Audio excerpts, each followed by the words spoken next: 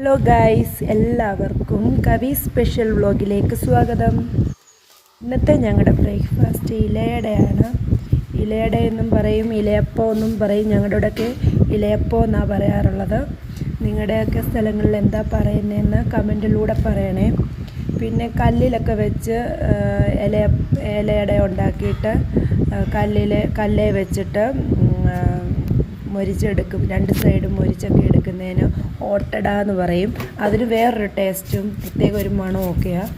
ഇതെന്ന് പറഞ്ഞാൽ നമ്മൾ ആവിയിൽ പുഴുങ്ങിയെടുക്കുന്നതിന് ഇലയപ്പം എന്ന് പറയും. നിങ്ങളുടെയൊക്കെ സ്ഥലങ്ങളിൽ എന്താ പറയുന്നതെന്ന് കമൻറ്റിലൂടെ പറയണേ.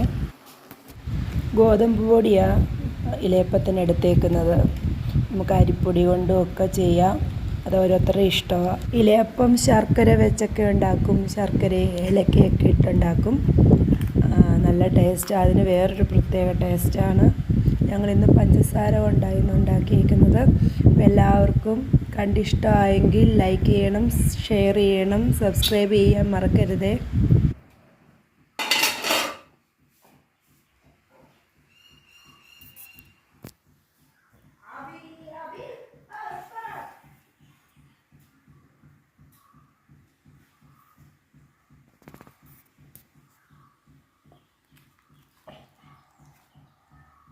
നല്ല ചൂട് ഇലയപ്പമാണ്.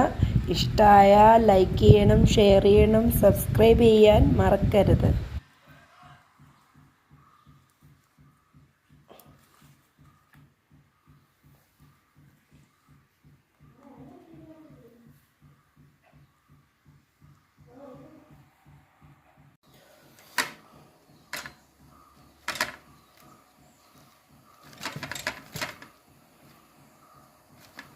ഞങ്ങളുടെ ആദ്യത്തെ വീഡിയോ ആണിത്. അപ്പം എല്ലാവർക്കും ഇഷ്ടമായാൽ ഒരിക്കൽ കൂടി പറയുന്നു, സബ്സ്ക്രൈബ് ചെയ്യാൻ മറക്കല്ലേ.